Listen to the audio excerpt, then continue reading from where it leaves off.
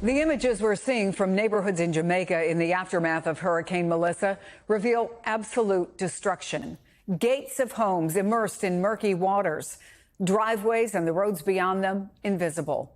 Joining me now is Lisa HANNA, a Jamaican resident and former Jamaican politician stuck in Florida right now, waiting for word on when she can return home. Lisa, it's good to have you here. I know you've been talking to folks on the ground in Jamaica. Mm-hmm.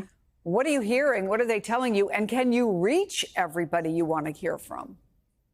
Well, first of all, thank you for having me on the program. Yes, my flights were canceled on Sunday morning, and a number of us as Jamaicans are stuck in the United States. What we're hearing on the ground, for those of us who can get in touch with family members, is the devastation is almost apocalyptic. So the south of the island and the western sides of the island, you know, if you're familiar with Jamaica, places like St. Anne, Trelawney, St. James, Montego Bay, Hanover, and certainly in St. Elizabeth, those are areas that tourists would frequent. Those were the areas where the eye passed over and were hit hardest. Certainly the eastern side of the island, places like Kingston, where about 1 million Jamaicans live, and places like St. Mary and St. Thomas and parts of St. Catherine were not as badly damaged. But certainly we've seen hurricanes before as Jamaicans and tropical storms. We've never seen anything like this. Certainly roofs are completely gone. Roadways are completely gone. People are now getting out there. But the community spirit in Jamaica is very, very high. We're resilient. We're courageous people. The government has now given the all clear for utility systems to get back up and running, for supermarkets and different places of, you know, essential items to start opening up again. And our response teams are on the ground, our police are on the ground, our armies on the ground. So the relief efforts have started, and in Jamaica we have pretty advanced legislation. So what you will see now is almost a parallel activity. You'll see people being rescued in places where there are landslides, especially in rural areas. You will see food items being taken to people, being given medication, etc.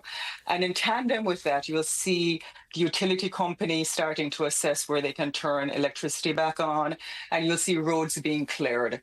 And so that is the immediate situation that's happening. The Minister of Transport, who I'm in touch with, should inform the country later today whether the airports for essential items will be open later today, and whether or not you will certainly have the airport in Kingston being opened.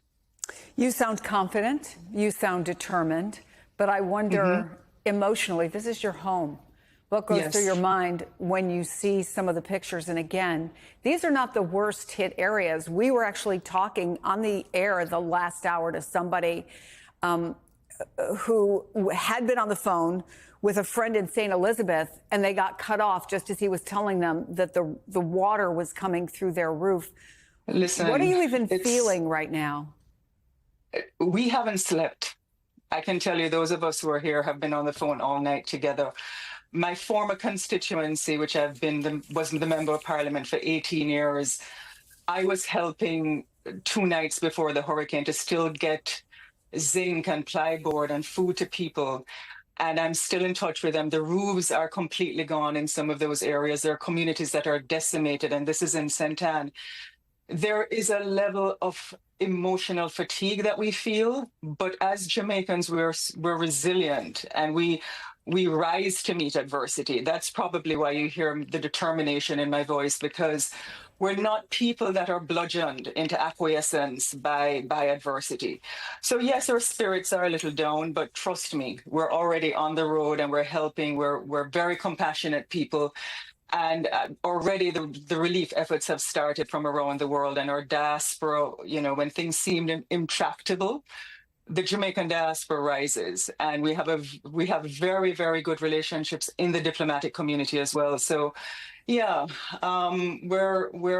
it's hard because a lot of people have been displaced, but all of us are going to help. It doesn't matter if we were not displaced, we're going to help those that are. And so hopefully by tomorrow I'll get home and I'll be right on the ground with everybody else trying to help this recovery effort. We'll keep our good thoughts that you will. And to all the folks in Jamaica and all the folks who love them, we are wishing you only the best. I will tell you, we spoke, I think it was yesterday, with somebody from one of those groups in Florida that was, they had hundreds of people that they were getting ready to pack stuff up and get ready to bring aid over. So it's coming, that's for sure. Lisa Hanna. It is. Lovely to meet you over Nice television. meeting you. Thank you.